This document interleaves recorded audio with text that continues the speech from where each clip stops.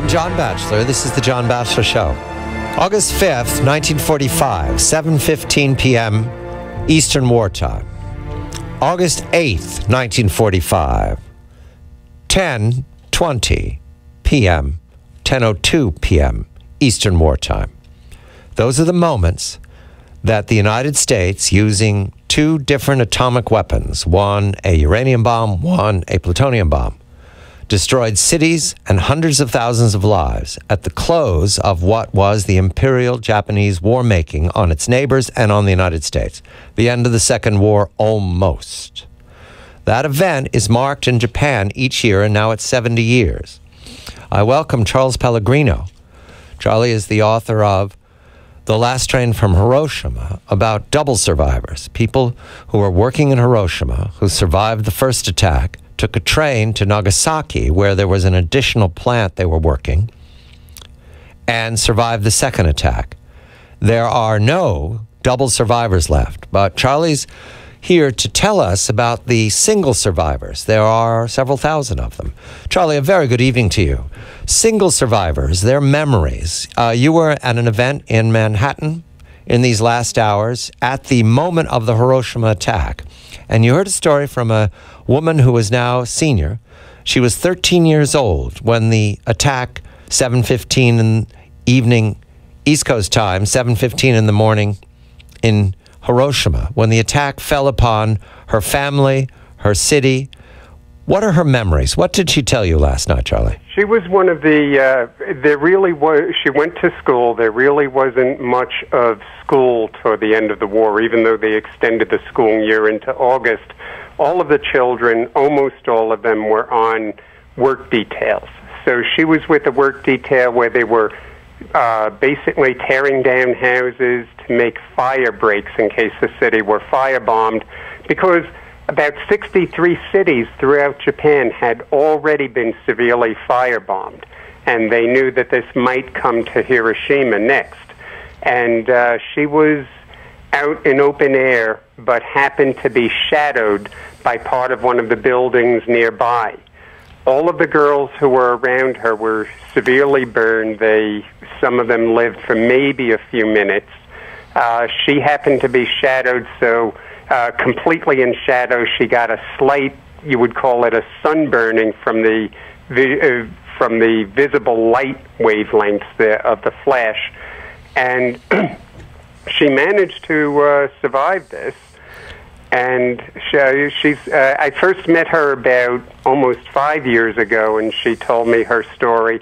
And while I was piecing together the stories of all the different people who were at different radii from the blast of both Hiroshima and Nagasaki, last night she told a part of the story that she had lived with a great deal of guilt for a very long time and had never told anyone or spoken with anyone about it until some correspondence with a friend of hers during this past week. Her name is Tomiko, correct? Right. Yeah. Right. Tomiko Morimoto West is her full name. She keeps the name Morimoto in her name because the rest of her family perished in the bombing. Right. So she was actually one of the atomic orphans. So she told the story for the first time 70 years later last night, her memories. Well, she told the full story for the first time of how it ended between her and her mother. And she said in here she realized this week there is a lesson that is for everybody, because being 13 years old at the time, she, somewhat a typical teenager from any time, whether it's today or Roman times or during World War II in Japan, and so she had a bit of a snippy argument with her mother at breakfast that morning, and she and her mother yelled at each other, and she left the house slamming the door behind her. And she said she never knew at that moment that this was the last time she would ever see her mother, and she has carried that with her ever since, that her last words to her mother were actually mean. And she said, all of you out there in this audience and around the world, remember this on any day, never to leave a loved one without a hug or something else, anything other than the way she had left her mother. that always some sign of love, because you never know. And especially in today's world where we have all this nuclear escalation and what in Japan they call the exposed or the hibakusha. And she said, in the world we're heading into, you never know. Any of us could become hibakusha anywhere at any moment. Yes, Joan Rivers put it in her fashion once upon a time, Charlie. I've always remembered it. It's don't go to bed angry, stay up and argue. That would be would be the version that you had from Tomiko. 70 years later, how did Japan remember this? How did Hiroshima, and how will Nagasaki in another few hours remember 70 years later? Most of the survivors, the vast majority of them, and especially those who have lived on to old age, and I found this in common with them, with Holocaust survivors. One of my neighbors, she's a 92-year-old Holocaust survivor.